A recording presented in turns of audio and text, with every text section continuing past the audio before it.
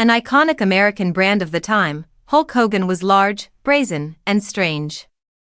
Containment was broken by Hulk Hogan. Even though professional wrestling gained popularity in the 1980s, its ins and outs received less media attention than the highlights of more ostensibly respectable sports like basketball, baseball, and football. Even youngsters who weren't very athletic in the 1980s could likely identify a number of teams and a few really well-known athletes like Darryl Strawberry, Joe Montana, and Michael Jordan. In contrast, wrestlers were basically both the teams and the players, which should have made it simpler to distinguish between them. However, in practice, this made the whole situation look like a television program that you either watched or didn't. Hulk Hogan was unusual. He passed away last week, just under 72. For better or worse. Hogan, whose real name was Terry Bollea, had a wrestling career that coincided almost exactly with the sport's rising popularity in the 1980s. In the early 1980s, Hogan alternated between the American Wrestling Association and the World Wrestling Federation, now known as WWE, which was headed by Vince McMahon. In 1983, he rejoined the WWF and oversaw an outbreak of what was called Hulkamania. Even those who were well vaccinated against Hulkamania, which entails ignoring wrestling, were able to see the signs in others, particularly in the Hulkster himself.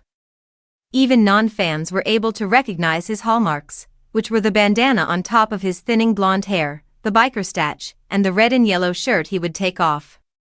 In hindsight, it's remarkable that he didn't make the leap to feature films since he was so recognizable.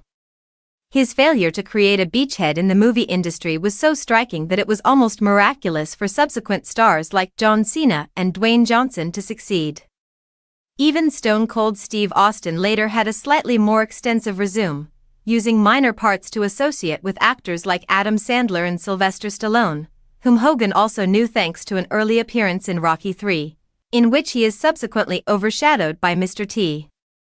Hogan, on the other hand, had the one-two punch of a failed child comedy, Suburban Commando, and a failed wrestling drama, No Holds Barred, the latter of which spawned a few more films of the same genre, most likely due to some kid-driven home video success.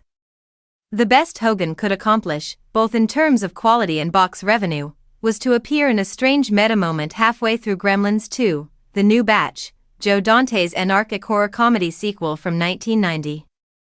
An usher is seen handling complaints about the delay after the film breaks due to naughty gremlins breaking into the projection booth.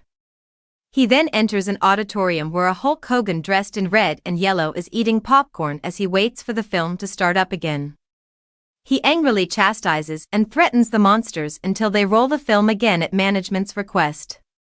It lasts for almost a minute and a half and is his most remembered movie moment.